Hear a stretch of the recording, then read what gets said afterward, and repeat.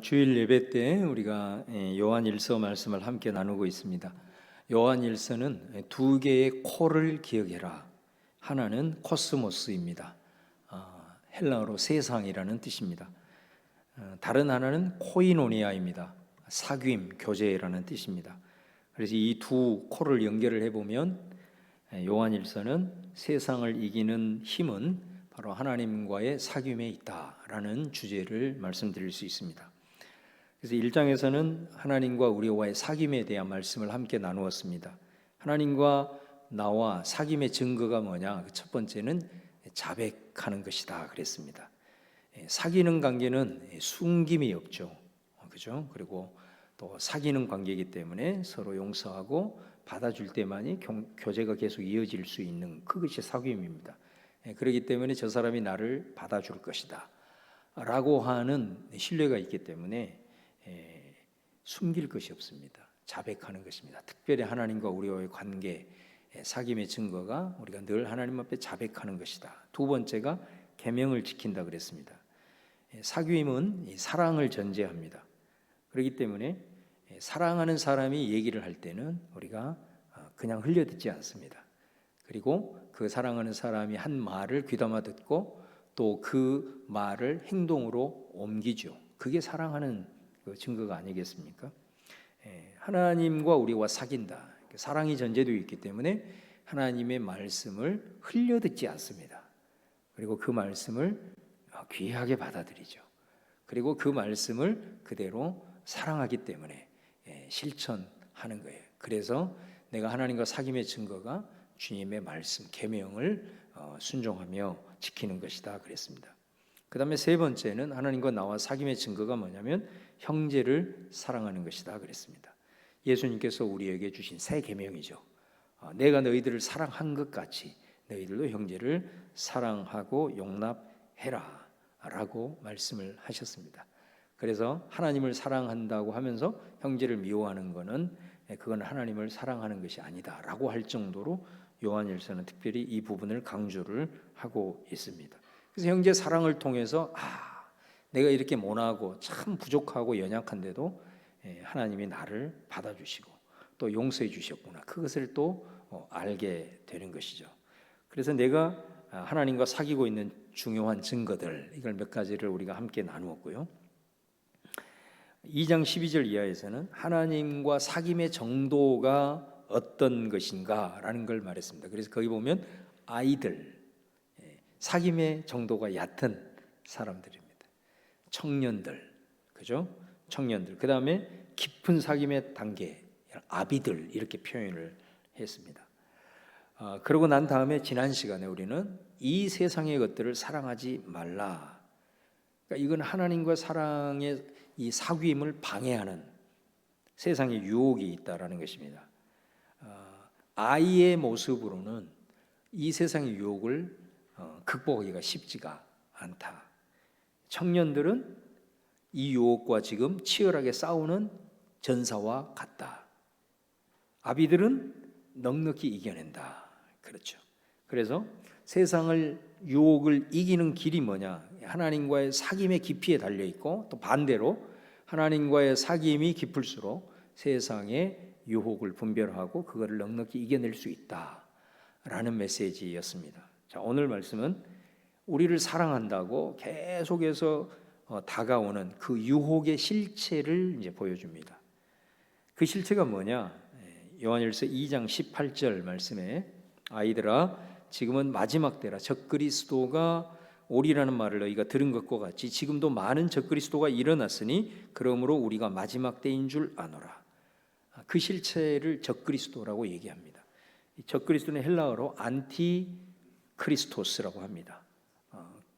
그리스도를 대적하는 자라는 뜻입니다.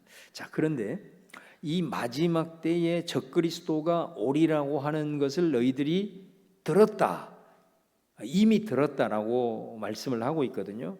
그러니까 이게 무슨 말이냐면, 마태복음 24장 3절 5절에 보면 이런 말씀이 있습니다. 예수께서 감람산 위에 앉으셨을 때 제자들이 조용히 와서 이르되 우리에게 이르소서 어느 때에 이런 일이 있겠사오며 또 주의 임하심과 세상 끝에는 무슨 징조가 있사오리까?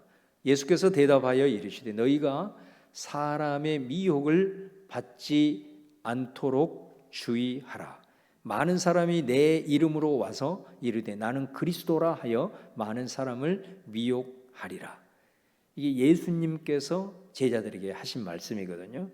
그러니까 오늘 요한 사도는 이 예수님이 말씀하신 이 내용을 너희들이 사실은 이미 들었다라고 얘기를 하는 겁니다. 지금 많은 적그리스도가 나타났다는 거예요. 그래서 지금이 마지막 때인 줄 너희들이 알아야 된다. 자, 그런데 여러분, 이 말씀이 사실 기록된 때가 언제입니까?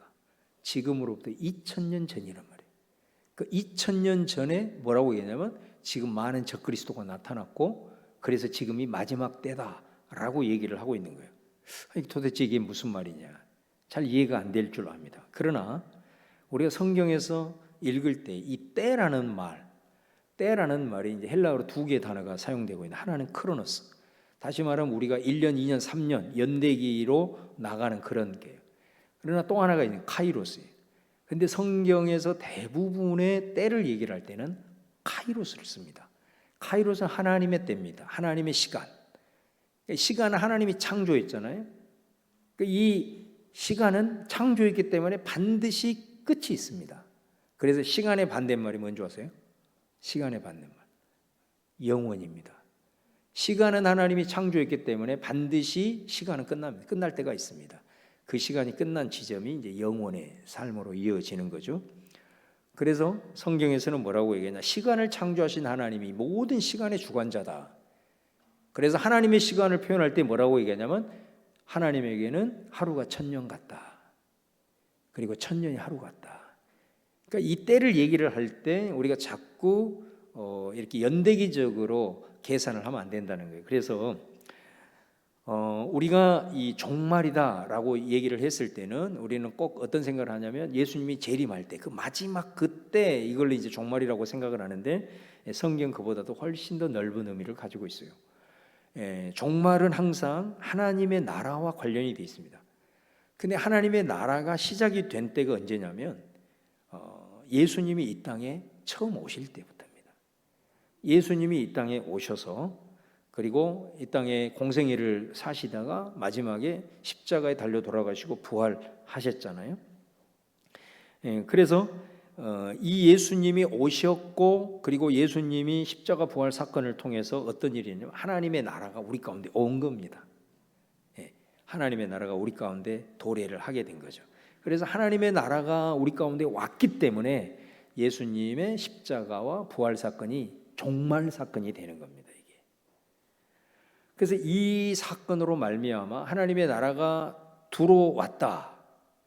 그로 인해서 어떤 일이 일어납니까? 이 땅을 묶고 있는, 그리고 인간들을 죄로 묶어서 이렇게 영향을 발휘하는 이 사탄이 패배를 당하게 된 겁니다. 그래서 예수님이 이 땅에 오심으로써 이제 하나님의 나라가 시작이 되고 사탄이 결박됐기 때문에 이제 하나님의 나라가 확장이 되는 겁니다. 다시 말하면 생명 구원의 역사가 이제 힘있게 일어나기 시작했다라는 거예요. 근데 뭐냐면 우리 로마서의 표현처럼 이 마귀 사탄이 패배한 거를 사도 바울은 뭐라고 표현하냐면 머리에 상함을 입었다. 머리에 상함을 입었다. 그러니까 우리가 머리가 다치면 어떻게 됩니까? 거의 뭐 식물 인간처럼 되는 거잖아요. 생명은 있어도 마귀가 패배당했다라는 걸 그렇게 표현하고 있어요. 그러니까 예수님이 하나님의 나라를 가져오심으로써 하나님의 나라가 이제 확장이 되어지고 있는데 이 마귀가 이제 최후의 발악을 하는 겁니다. 하나님의 나라가 확장이 되지 못하도록. 그래서 예수님으로 인하여 치명상을 입었고 그 다음에 마귀의 존재 자체가 어떤 것인가를 예수님을 통해서 낱낱이 밝혀지게 되었고 또 마귀 자신도 자신이 결국은 불못에 영원히 들어간다는 것을 알고 있습니다. 그렇기 때문에 마귀는 이 종말이 완성이 될 때 자기의 운명이 어떻게 된다는 것을 알기 때문에 하나님의 나라가 완성이 되는, 확장이 되는 것을 온갖 수단 방법을 가리지 않고 방해를 하고 교회를 대적을 하게 되는 것입니다. 대적한다는 것은 뭐냐면 예수 그리스도를 믿지 못하도록 미혹하는 것입니다.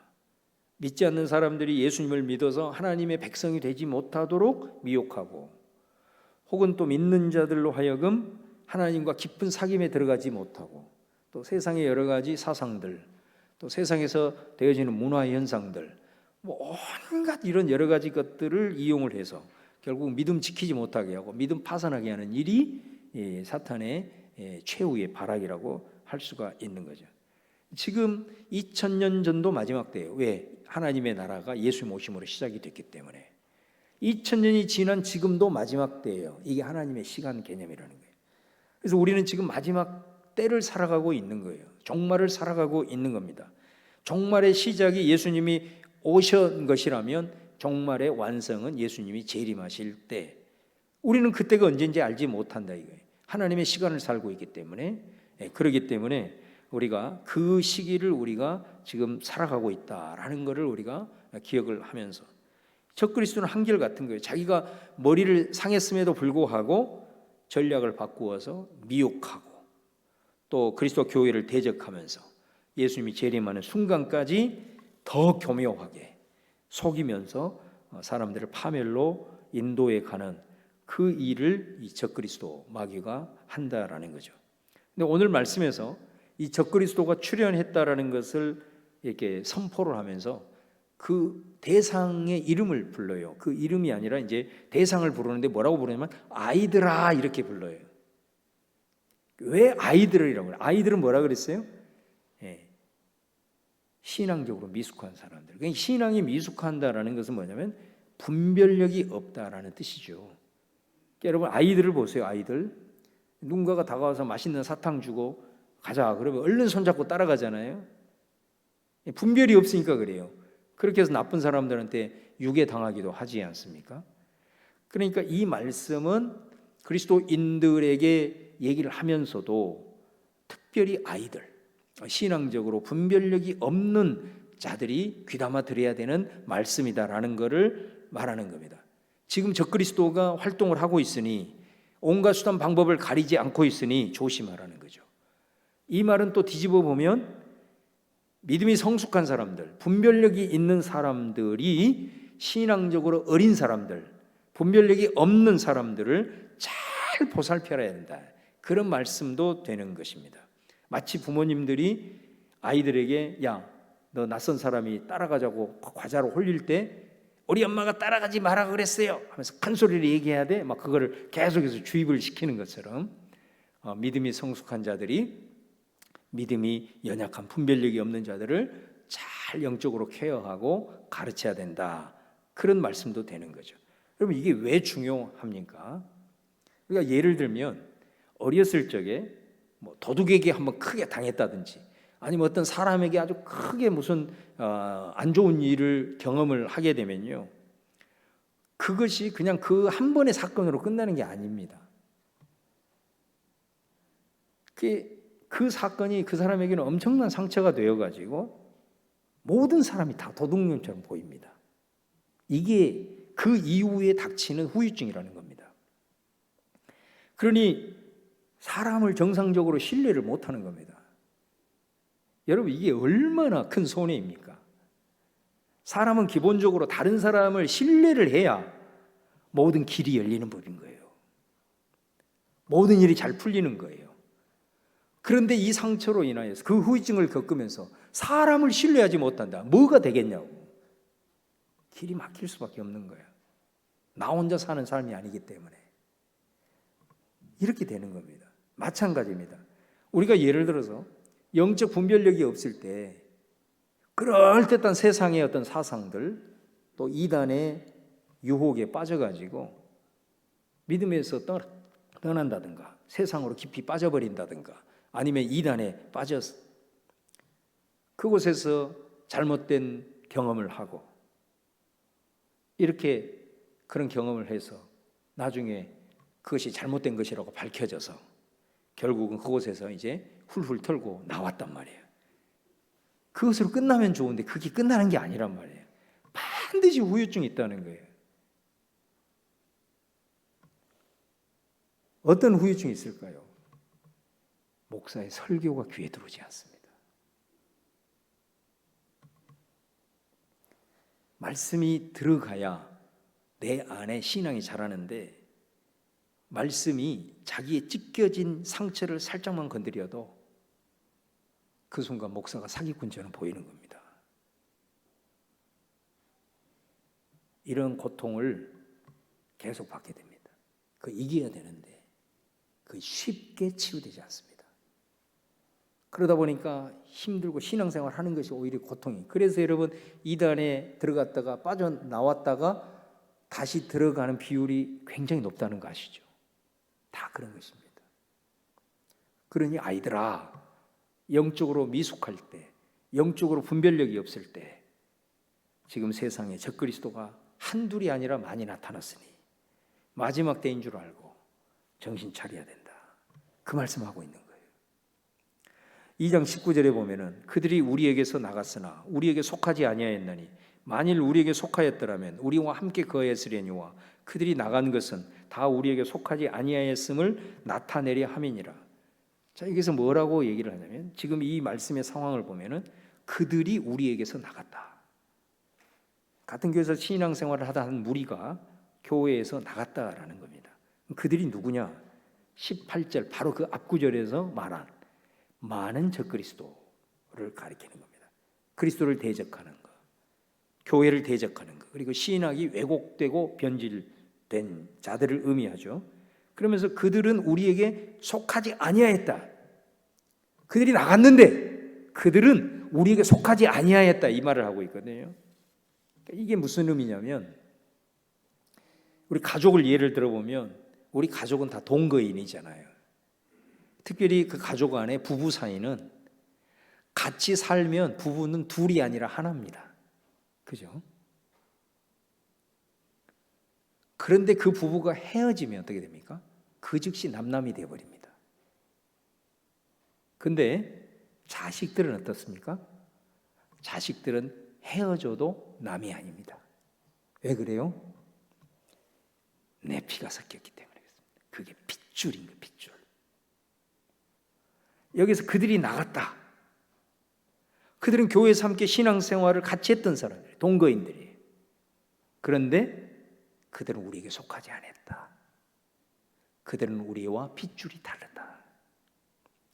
그들은 언젠가는 우리와 헤어질 사람들이었다, 그 말인 거예요. 만일 그들이 우리와 함께 했다면, 우리에게 속했다면 우리와 함께 있었을 것이다, 이 말 하잖아요. 이 말이 무슨 말이에요? 그들이 나간 것은 그들은 우리와 다른 핏줄이었다라는 거예요. 그것을 이제 때가 되어 드러나게 되었다라는 거예요.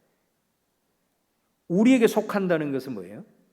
하나님을 아버지로, 예수를 구원자로 믿으면서 하나님의 한 가족, 영적인 자녀가 되었다라는 것을 의미하는 겁니다. 그런데 이들은 같이 동거했지만, 같이 신앙생활을 했지만 처음부터 하나님의 자녀가 아니었다. 거짓 신앙인들이었다라는 거죠. 그래서 언젠가는 자신들의 정체가 드러날 것이고, 이제 드러나서 견디지 못하고 하나님의 교회에 떨어져 나갔다라는 거예요. 근데 여러분, 교회 나간 사람을 똑같이 적용을 하면 안 됩니다. 그것은 말씀을 오해하는 거고요.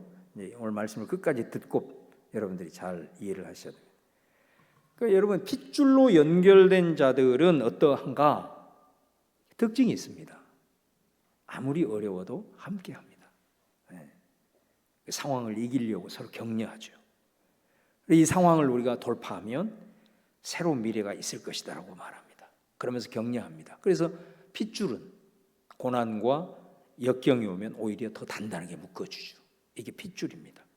동거인들은 어떻습니까? 고난이 오고 힘이 들면 불평, 불만을 먼저 쏟아냅니다. 상대방 탓을 합니다. 당연히 다툼이 일어날 수밖에 없습니다. 갈등의 요인이 될 수밖에 없습니다. 그러다가 자신들의 정체를 드러내고 떠나는 것입니다. 이게 동거인입니다. 다시 말하면 이 사람들은 처음부터 다른 목적이 있었던 거예요.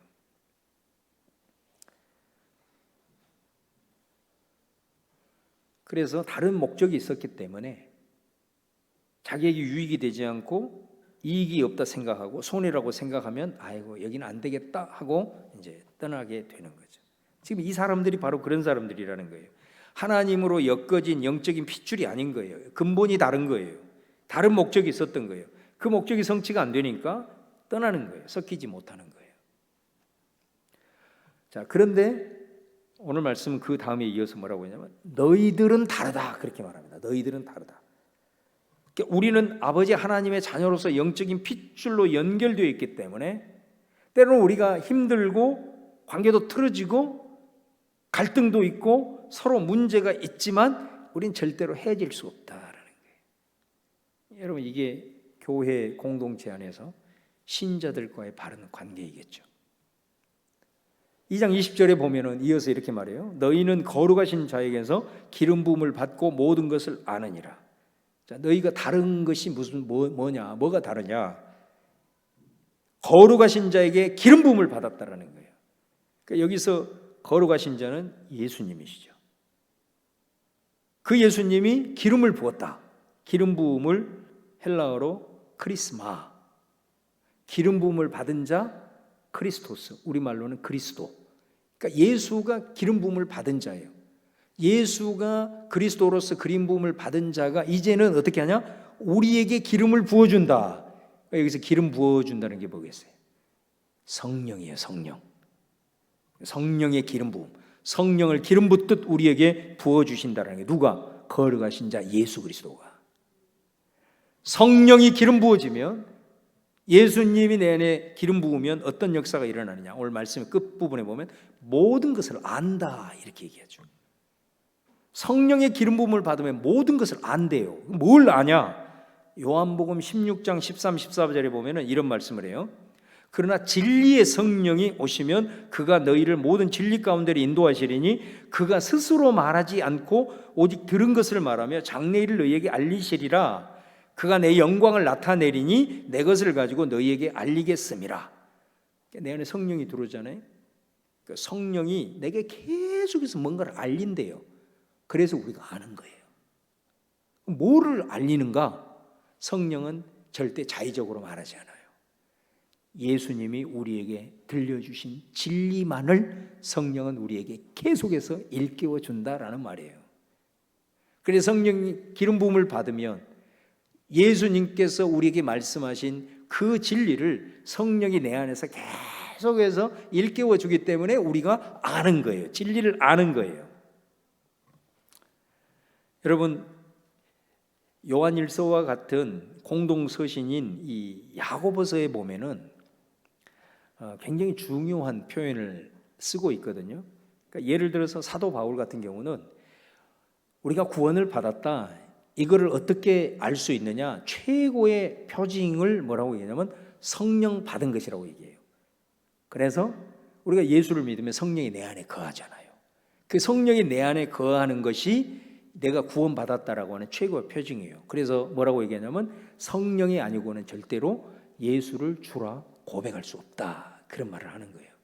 자, 그런데 이 요한일서 같은 야고보서를 보면은 우리가 구원받은 거를 바울은 우리 안에 성령이 거하는 것으로 얘기를 하는데 이 야고보서는 우리가 구원받는 걸 뭐라고 표현하냐면 이렇게 표현해요. 야고보서 1장 18절에 보면은 그가 그 피조물 중에 우리로 한 천 열매가 되게 하시려고 자기의 뜻을 따라 진리의 말씀으로 우리를 낳으셨느니라. 여기 뭐라고 얘기하냐면 우리가 하나님이 우리를 낳았다, 영적으로 낳았다. 그럼 우리 입장에서 보면 우리가 영적으로 다시 태어났다, 새롭게 태어났다. 이걸 뭐라 그래요? 거듭났다라고 얘기하잖아요.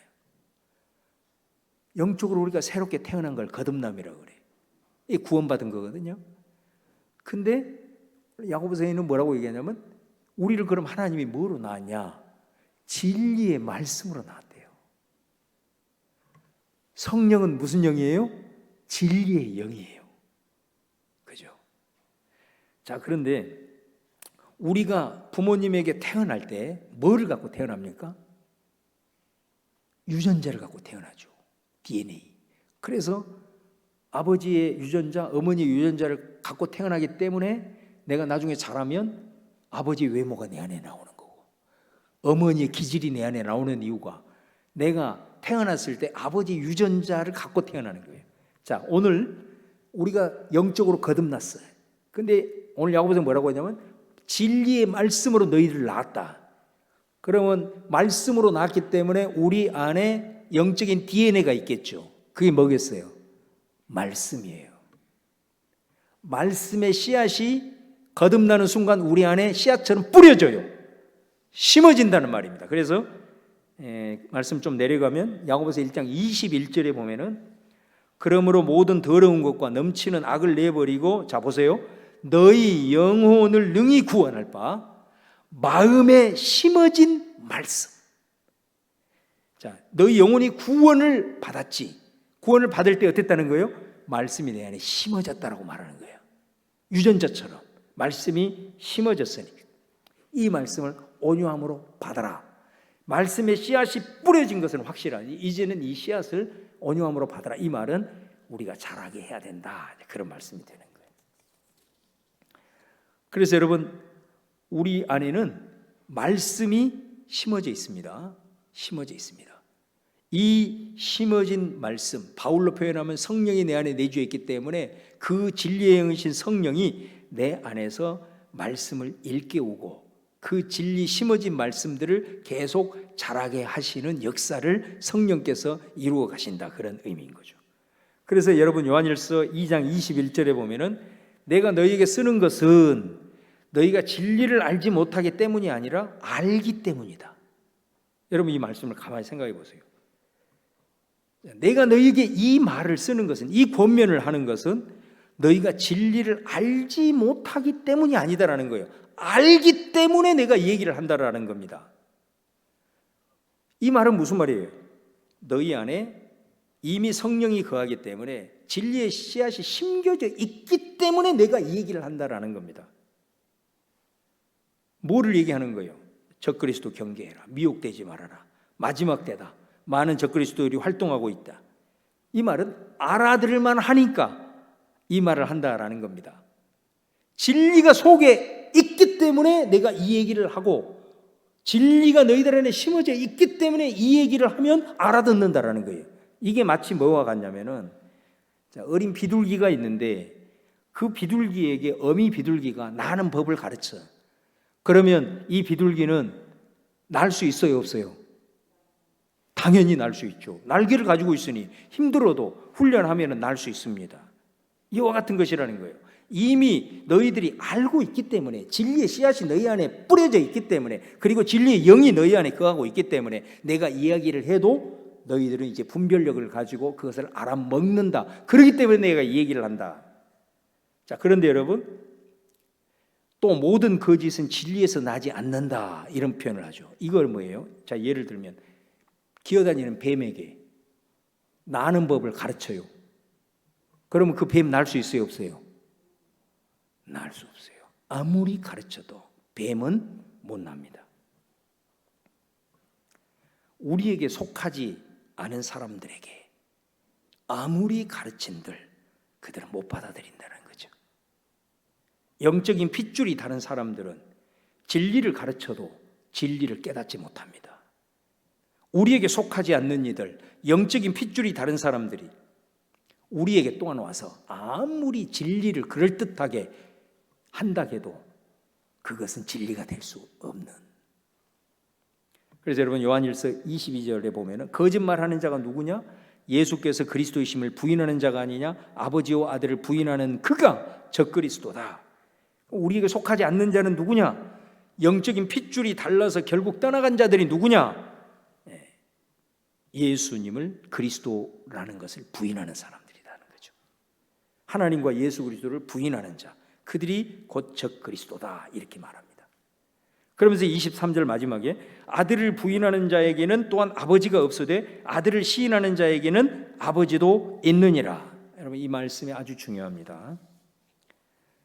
아무리 성숙한 어른이라도, 그리고 내가 지식이 충만해도 그들에게 비둘기가 나는 법을 그들에게는 가르칠 수 없다는 거예요. 마치 그들은 뱀과 같기 때문에. 아무리 가르쳐도 그들은 못 알아듣는다, 날지 못한다. 왜? 그 안에 진리의 씨앗이 없기 때문에 그래요. 그 안에 성령이었기 때문에 그런다는 거예요. 아무리 성경을 암송을 하고 신학적 지식을 쌓아도 이해력이 뛰어나도 안 돼요. 왜? 예수를 믿지 않기 때문에 그래요. 예수를 믿어야 성령이 내 안에 거하시고 진리의 말씀이 뿌려지는 것이거든요. 그러니까 예수님을 영접하지 않는 사람들, 수백 번 수천 번 설교를 들어도 그 말씀은 뱀에게 나는 법을 가르치는 것에 불과하다라는 것입니다. 여러분, 예수님이 이 땅에 오셔서 기적을 일으켰죠. 죽은 자를 살리고 병든 자 치유하고 오병이어로 5천 명을 먹이신 사건이 나옵니다. 아무리 지식이 있어도, 과학적 사고 능력이 있어도 절대로 그 말씀을 못 받습니다. 이해도 못합니다. 그런데요, 예수님을 믿으면 그 말씀이 들려올 때 믿어집니다. 상식적으로는 도저히 안 받아들여지는데 믿어집니다. 이게 뭐냐? 성령의 기름 부심입니다. 성령이 아니고는 불가능합니다. 내 안에 진리가 씨앗이 뿌려진 자만이 이 말씀을 성령이 일깨울 때 아멘하고 받아들일 수 있는 겁니다. 그러니까 말씀이, 이런 말씀들이 믿어지니까 어떻게 될까요? 이 사람은 내가 믿는 하나님은 정말 크신 분이구나. 이런 일도 행하는데 이보다 더 큰 일도 하나님이 행하시겠구나. 이렇게 되는 거예요. 그러면 어떻게 될까요? 어느 순간 하나님의 뜻이 내게 다가왔어요. 그런데 그 하나님의 뜻은 뭐냐? 십자가를 지래요. 질 수 있을까요? 없을까요? 질 수 있습니다. 지금은 당장 죽은 것 같아도 죽은 자를 살리시는 그 말씀이 믿어지기 때문에 십자가를 선택할 수 있는 거예요. 이게 믿음인 겁니다. 그러나 그 말씀이 안 믿어지면 내 삶 속에서 십자가를 지라는 주의 음성 들으면 귀를 닫아버립니다. 선택할 수 없습니다. 왜? 하나님이 믿어지지 않는데. 내가 지금 상황에 죽을 것 같아. 내가 정말로 완전히 절망적이야. 그래도 이 말씀이 믿어지는 사람들은 절대로 삶을 포기하지 않습니다. 어떤 고난과 위협 속에서도 하나님께서 역전하시는 크신 하나님이라는 것에 대한 확신이 생겨버리기 때문에 절대로 포기하지 않습니다. 그리고 꿋꿋하게 걸어가는 것입니다. 사랑하는 여러분, 오늘 말씀을 마무리하면서 우리 빙산의 일각이라는 말을 하잖아요. 바다 위에 나와 있는 그 빙산은 진짜 말 그대로 한 조각에 불과하다 그러잖아요. 왜? 사실은 그 빙산의 진짜는 그 바다 아래에 숨겨진, 우리 눈에 보이지 않는 그게 진짜 빙산이죠. 우리 믿음도 그렇습니다, 여러분. 우리 보기에는 우리 믿음이 빙산의 일각과 같습니다. 예수님이 주님이시다. 예수님이 그리스도다. 그거 입으로 한번 고백하는 것이 뭐 그리 대단합니까? 한마디 고백하면 되는데, 그 한마디 고백은 사실은 빙산의 일각에 불과합니다. 그런데 여러분, 그렇지 않습니다. 그 빙산의 일각 아래를 봐야 됩니다. 내가 예수님은 내 주님이십니다. 빙산의 일각 같죠? 아닙니다. 그 한마디로 인해서 하나님의 영이 내 안에 들어와 버립니다. 진리의 씨앗이 내 안에 다다다다닥 새겨져 버립니다. 이것이 보이지 않는 그 어마어마한 것을 형성을 해버린다라는 거죠. 반면에 예수가 그리스도요, 예수가 구원자요, 예수가 주님이시요 입술로 고백하는 거 뭐 대단합니까? 그 고백하고 안 한다고 뭔 차이가 있겠습니까? 그래서 고백을 하지 않습니다. 한 끗 차이 같죠? 그 결과는 감추어져 있는 빙산과 같이 하늘과 땅 차이가 될 겁니다.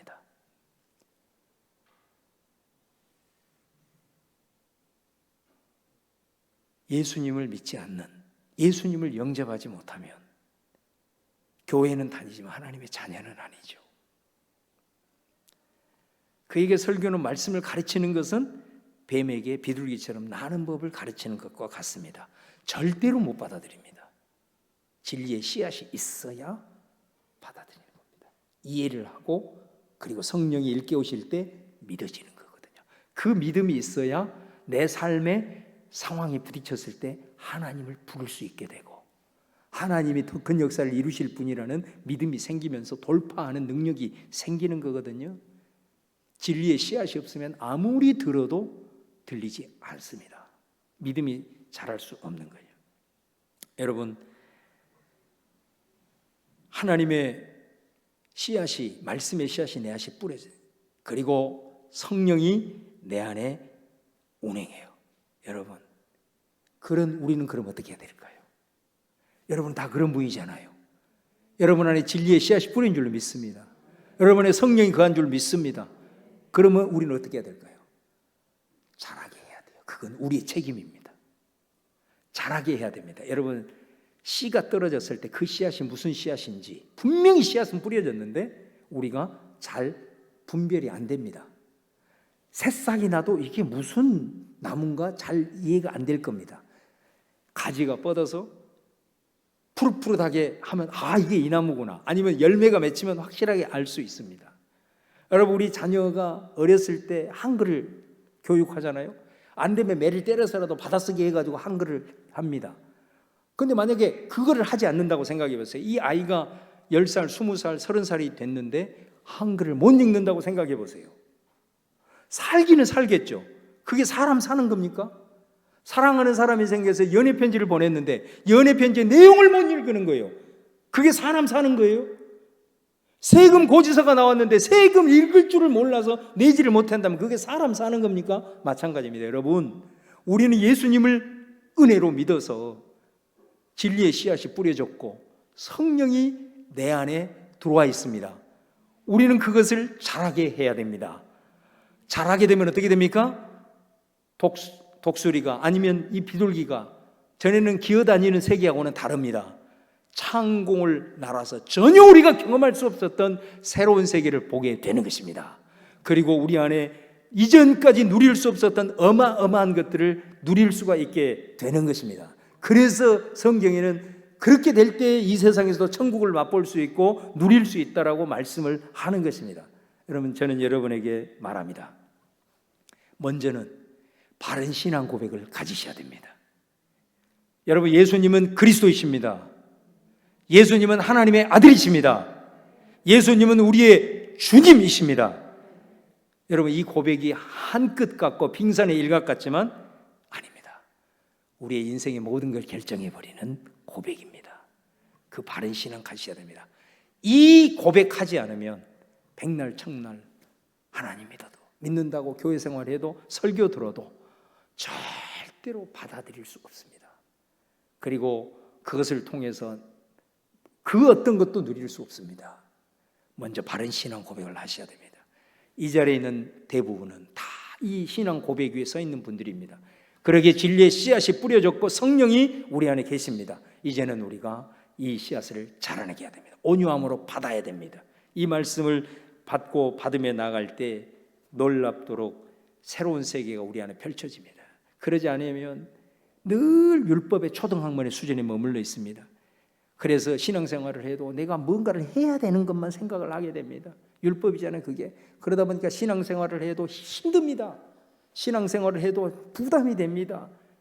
여러분, 이렇게 살아가는 겁니다. 그런데 말씀을 배우고 성경을 읽고 말씀 훈련을 통해서 내 안에 진리의 씨앗들이 자라나기 시작하고 열매를 맺게 되면 완전히 신앙의 생활은 달라집니다. 이제 보지 못했던 것들을 보게 되고 영적인 그 어마어마한 세계를 보게 될 때 지옥 같은 세상을 살아도 천국을 누릴 수 있게 됩니다. 여러분, 간절히 원합니다. 말씀 훈련하셔야 됩니다. 말씀을 배우셔야 됩니다. 여러분, 정말로 여러분에게 호소합니다. 여러분이 신앙생활을 하면서 진짜 새로운 영의 세계를 맛보고 그 속에서 내가 힘든 이 세상을 살아가더라도 그 속에서 우리가 자유함을 누리고 그 속에서 힘을 얻고 포기하지 않고 담대하게 살아갈 수 있는 길은 이 길밖에 없습니다. 이것을 하고 다른 것을 하면은 더 배가가 일어나지만 다른 것 아무리 해도 요것 하지 않으면 아무것도 안 됩니다. 꼭 기억하십시오. 저는 특별히 우리 성도들이 우리 안에 뿌린 씨앗을 자라게 할 때 이렇게 역사하시고 어떤 세상에 이 마귀의 유혹, 지금 여러분 분명한 것은 예수님이 오시기 이 가까울 때일수록 마귀는 계속해서 더 우리를 미혹하고 대적할 겁니다. 지금 이 세상에서 여러분 수많은 대적하는 것들이 얼마나 많습니까? 앞으로 더 심해질 겁니다. 여러분 그리스도인들 중에서도 그런 사람들 많습니다. 여러분 물론 거짓 사꾼들, 목사들 중에도 천국 못 간 사람도 있을 겁니다. 사탄은 그런 사람들만 보게 하는 겁니다. 그런 것도 분별력입니다. 그러나 여러분 기억하세요. 교회 문제들이 많이 드러났는데 사탄은 그것만 보게 할 겁니다. 그래서 우리 믿음을 파손하게 할 겁니다. 그런데 여러분 드러나지 않는 대부분의 성도들은 신실한 믿음 갖고 정말 하나님 섬기면서 살아가는 사람들이 훨씬 많습니다. 드러나지 않아도 정말로 교회들이 영적으로 무장하고 지역을 위해 섬기고 복음 전도하는 그 교회들이 대다수라는 것을 아셔야 합니다. 여러분 꼭 이걸 아셔야 됩니다. 분별력을 가지셔야 돼요. 말씀을 가지고 분별을 하지 못해버리면 우리는 교묘하게 다가오는 이 마귀 사탄의 유혹, 세상의 가치, 세상의 사상 이겨낼 재간이 없습니다. 오늘 말씀을 기억하면서 좀 시간이 많이 지났지만 우리 오늘 말씀을 통해서 저와 여러분이 다시 한번 예수 그리스도에 대한 바른 신앙 고백과 그리고 그로 인하여서 우리 안에 정말로 새로운 영의 세계가 펼쳐져서 아무리 힘든 상황 속에서도 넉넉히 이겨내고 어둠의 권세 미혹에서 넉넉히 극복해 나가는 우리 성민의 모든 가족들 다 되시기를 주님의 이름으로 축원합니다.